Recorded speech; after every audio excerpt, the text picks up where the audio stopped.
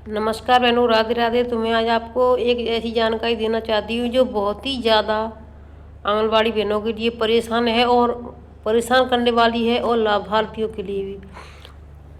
वो कैसी कौन सी जानकारी है, इसको मैं आपको पूरा विस्तार से बता देती हूँ।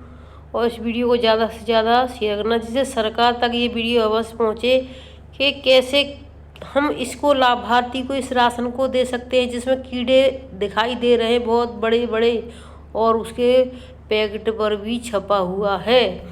तो सबसे पहले मैं आपको बता देती हूँ, रसोइयाँ हैं, रसोइयों और स्कूल कार्मिकों को मिलेगा कैशलेस इलाज। लखनऊ से ये आदेश है। प्रदेश के परिषदीय विद्यालयों, कस्तूरबा गांधी बालिका विद्यालयों, केजीबी तथा पीएम पोषण योजना से जुड़े रसोइयों और अन्य कार्मिकों को कैशलेस चिकित्सा सुविधा उपलब्ध कराने की कवायद तेज हो गई है। बेसिक शिक्षा राज्य मंत्री स्वतंत्र प्रभार संदीप सिंह ने कहा, कैशलेस चिकित्सा सुविधा से लाभार्थियों को समय पर उपचार उपलब्ध होगा और उनके जीवन में सुरक्षा एवं विश्वास की भावना मजबूत होगी। योजना के प्रभावी संचालन और लाभार्थियों के पंजीकरण की प्रक्रिया को सुगम बनाने के लिए 4 जून को बेसिक शिक्षा निदेशक कार्यालय में प्रशिक्षण कार्यक्रम आयोजित किया जा रहा है। तो 4 जून को ये हो चुका है। तो कैशलेस सुविधा यानी 5 लाख तक का जो आयुष्मान है उसी को कैशलेस कर दिया है। आयुष्मान में इतना है कि पैसा नहीं लिया जाता है, एक भी पैसा। लेकिन जो कैशलेस है उसमें देखिए टीचरों का है 3,500 रुपये महीने जमा होगा, यानी कटेगा। कैश का मतलब वो कैश ले रहे हैं, कैशलेस सुविधा ये। अगर यही वो बोल रहे थे कि रसोइयों से, आंगनबाड़ियों से, तो देखिए आंगनबाड़ियों को तो 6,000 मिलते हैं यूपी में। अगर 3,000 सरकार इसमें से काट लेगी, बाकी उसमें पता नहीं कितने बीमा कर दिए, 160 वाला, कोई 348, 336, 20। तो देखिए ये बहुत ही, तो यानी जो भी मिलता है 6,000, तो वो 6,000 इसी में चले जाएंगे। तो आंगनबाड़ी बहनों के पास फिर बचेगा क्या।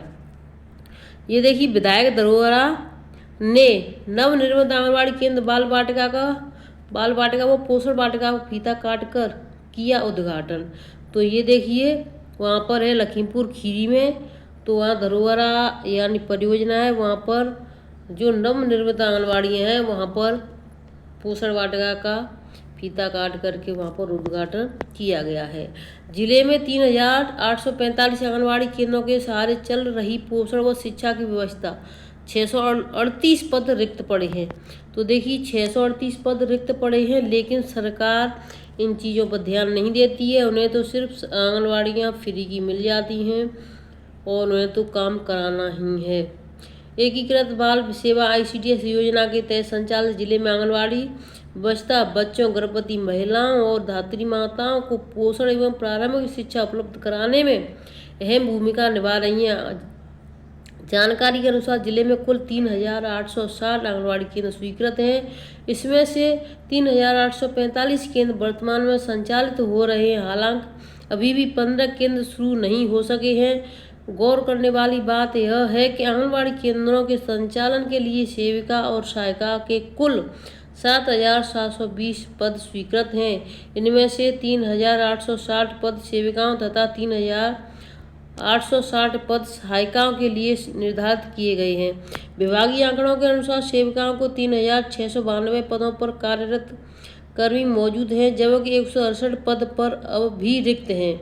वहीं सहायिकाओं के 3,860 स्वीकृत पदों में से केवल 3,390 पदों पर ही कार्यरत बाल उपलब्ध हैं और 470 पद खाली पड़े हुए हैं। इस प्रकार जिले में कुल 7,082 सेविका एवं सहायिका कार्यरत हैं, जबकि 638 पद रिक्त हैं। सेविका के 168 तथा सहायिका के 470 पद अब भी रिक्त हैं। मई में जारी किए गए रिपोर्ट के अनुसार जिले के विभिन्न परियोजनाओं में सेविकाओं के 168 तथा सहायिकाओं के 470 पद अब भी रिक्त हैं। प्रतिवेदित माह में किसी भी परियोजना में चयन प्रक्रिया पूरी नहीं हो सकी, जिससे सभी रिक्तियां यथावत बनी हुई हैं। जिले में सबसे अधिक सेविका की रिक्त बढ़इयां हैं। परियोजना में 30 पदों पर है, जबकि सहायिकाओं के 64 पद खाली हैं। इसके अलावा भगवान देखिए, तो यहाँ पर यानी कि उनके गांव के नाम दिए गए, परियोजना के नाम दिए गए कि इस परियोजना में इतने पद रिक्त पड़े हैं। अब मैं इसको दिखाने के बाद आपको उस चीज़ को दिखाऊंगी जिससे आपके होश उड़ जाएंगे ये क्या चल रहा है, सरकार क्या दे रही है। जो दाल दलिया रिफाइंड आता था उसको लाभार्थी चाव से लेने आते थे और फ़ोन कर कर के पूछते थे, बार बार आ जाते थे। लेकिन इसको तो लेने, अगर उसने देख ली भी लिया किसी लाभार्थी ने, तो लेना तो बहुत दूर की बात है, वो आपके बुलाने पर भी किसी भी तरीके से केंद्र तक नहीं आएगा। पुष्टार आपूर्ति टेंडर में गड़बड़ी के आरोपों पर नेफेड से तलब किया स्पष्टीकरण। बाल विकास एवं पुष्टार विभाग ने नेफेड से रिपोर्ट के साथ साक्ष्य मांगे हैं। लखनऊ प्रदेश में पुष्टार टेक होम राशन की आपूर्ति के लिए फर्मों के चयन में अनियमितताओं के आरोप पर बाल विकास एवं पुष्टार विभाग ने नेफेड से जवाब तलब किया है। विभाग ने नेफेड को पत्र भेजकर रिपोर्ट और संबंधित साक्ष्य मांगे हैं। भाजपा के विधान परिषद सदस्य रतनपाल सिंह ने इस संबंध में शिकायत दर्ज कराई थी। उन्होंने नेफेड द्वारा राशन आपूर्ति के लिए कंपनियों के चयन पर सवाल उठाए हैं। शिकायत में मानकों और निविदा प्रक्रिया की पारदर्शिता का पालन न होने के आरोप हैं। रतनपाल ने कुछ चयनित कंपनियों के बीच मिलीभगत की आशंका जताई है। शिकायत के अनुसार नेफेड ने कंपनियों की वास्तविक उत्पादन क्षमता का सत्यापन नहीं किया, तकनीकी योग्यता और गुणवत्ता मानकों का भी निरीक्षण नहीं कराया गया। पर्याप्त आधारभूत संरचना न होने पर भी कंपनियों को कार्य आवंटित किए गए हैं। अमर उजाला ने किया था खुलासा। अमर उजाला ने 5 जून और 6 जून के अंक में दागी कंपनियों को पुष्टार आपूर्ति का काम देने की खबर प्रकाशित कर मामले का खुलासा किया था। आरोपों की गंभीरता से दृष्टिगत विभाग को निदेशक हर्षिता माथुर ने नेफेड से इस मामले में स्पष्ट रिपोर्ट मांगी है। तो यानी अमर उजाला की तरफ से ये यानी पोल खुली नहीं तो इसकी कोई पोल भी नहीं खोल पा रहा था। तो ये है देखिए वहाँ की। अब देखिए मैं आपको दिखाना चाहूँगी जो अभी पन्नियों में लड्डू गोपाल, फलाने गोपाल या जो भी आ रहा है, आटा बेसन बर्फी, ये सब क्या है, क्यों सरकार दे रही है इसको? क्या लाभार्थी इसके लिए भूखा बैठा है? वो कम से कम खा लेगा, कम से कम बीमार तो नहीं होगा। ठीक है, तो देखिए मैं मध्य प्रदेश शासन महिला एवं बाल विकास विभाग पूरक पोषण आहार आटा बेसन लड्डू प्रीमिक्स पोषण आहार बेसन लड्डू प्रीमिक्स। अब देखिए इस पर ये छपा हुआ है। इसको देखने के बाद कौन लाभार्थी, ये छपा हुआ है या ऊपर से रख दिया पन्नी पर, मुझे नहीं पता। ये हमारे पास आया है आयरन को भोली ली पूरक। देखिए इसमें कट कट के एक बार काले के बाद कस्ते के साथ खाना साता पहले बसा बाल हारत। अब देखिए इसमें ये आपको दिखा हुआ है, यानी दिख रही है, गर्भवती भी दिख रही है, 0 से 6 माह वाली है या 7 माह वाली है, ये भी दात्री माता है या जो भी लाभार्थी दिख रहा है आपको। अब ये देखिए इसमें यहाँ पर ये आपको दिखाई दे रहा है कि बेसन लड्डू प्रीमिक्स पोषण आहार। जब भी ये पैकेट फाड़ी है तो पैकेट के अंदर से देखिए इसमें ये क्या निकला है।